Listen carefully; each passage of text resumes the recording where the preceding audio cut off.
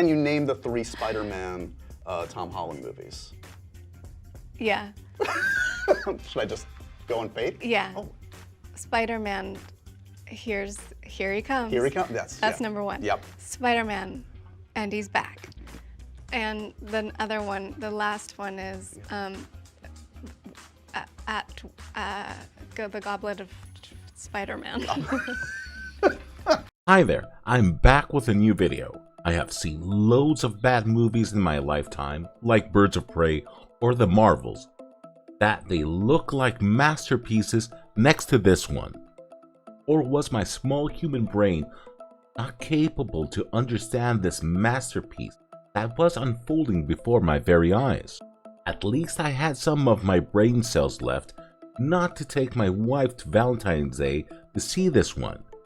So I went on the weekend to avoid to get some divorce papers in my mail. Oh yes, I'm talking about Madam Webb, that was directed by S.J. Clarkson, and she is best known for that unaired Game of Thrones pilot which costed $30 million.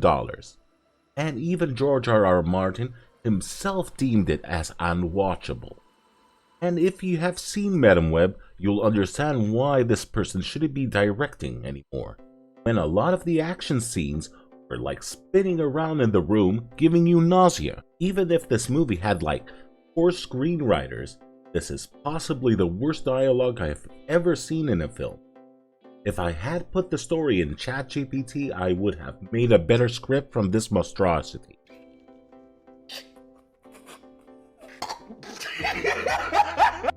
And don't forget that 2 of these screenwriters wrote the script for Morbius. Remember the previous video I did for Madam Web?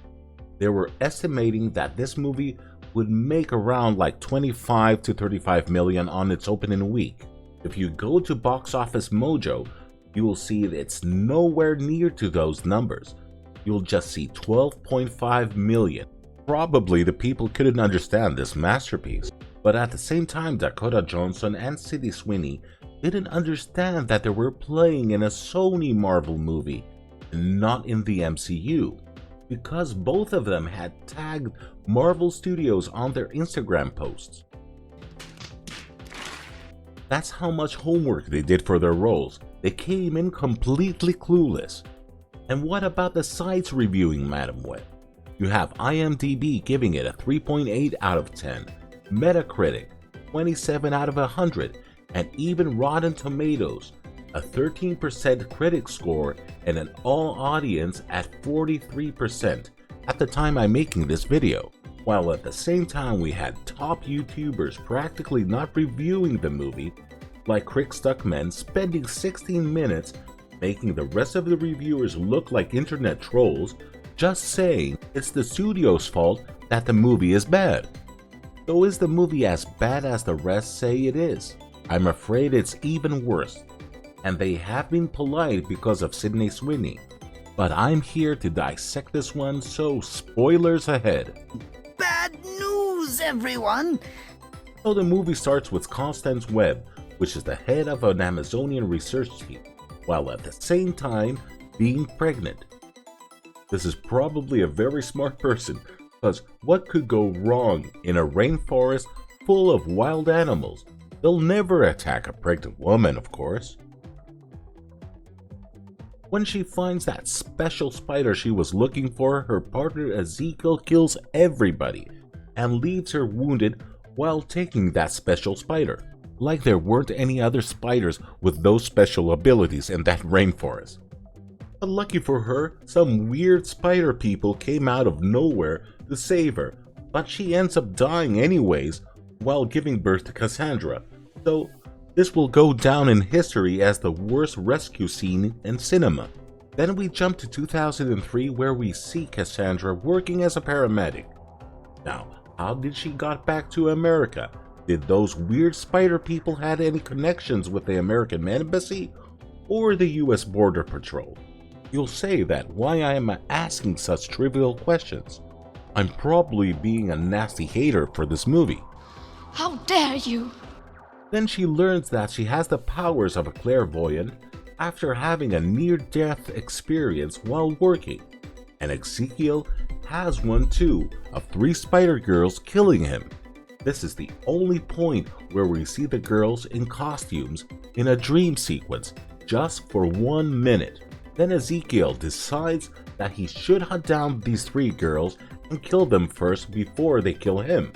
He uses a computer to scan the visions he had. Of course, computer technology way back in 2003 was totally capable in doing such things by using surveillance cameras to find where are those 3 girls. Well, those 3 girls were lucky that Cassandra found them first and saves them in the nick of time. From here, any logical person would take these girls to the nearest police station. But no, the safest place to take 3 teenage unarmed girls is the forest. And the funny thing here is that she leaves those girls in the forest so she can get back to her home to get some clues from her mother's diary. What? And of course, Ezekiel finds the girls again, but conveniently Cassandra pops in again in the nick of time to save the girls by running Ezekiel over with her car. At this point, you'll say that this time she would take these girls to the nearest police station. But why do such a thing? She takes them to Uncle Ben and flies to Peru to the rainforest to find those weird spider people. And she finds these spider people straight away in a vast rainforest, cause the script says so. But I bet you guessed it this time, that Ezekiel finds the girls again. And how does Cassandra stops him in the nick of time again? By running him over with an ambulance. If the first time you don't succeed, try again. Then the fight continues in a fireworks factory. And how does Ezekiel die? By product placement. Oh yes, a big Pepsi sign falls on him and he goes splat, like how you would squat a spider. And Cassandra loses her sight from the fireworks exploding in the factory and becomes Madam Webb. So what did we got from this movie? That this is not part of the Spider-Verse. We got 3 mid-20s women playing as teenagers, an irresponsible mentor that never takes these girls to the police station to protect them, a director and writers that have only box office bombs under their belts and they're still getting work, and plus we never got to see Sydney in action with the spider suit. But who am I to criticize this masterpiece with the fantastic camera work done by the cinematographer and director that gave nausea to anybody who watched this movie? I shouldn't be allowed to be critiquing this 2-hour superhero masterpiece. So what do you think about this Oscar-worthy movie? Write it down in the comments section below. Don't forget to give a like to the video and subscribe to the channel. Thank you and have a good one.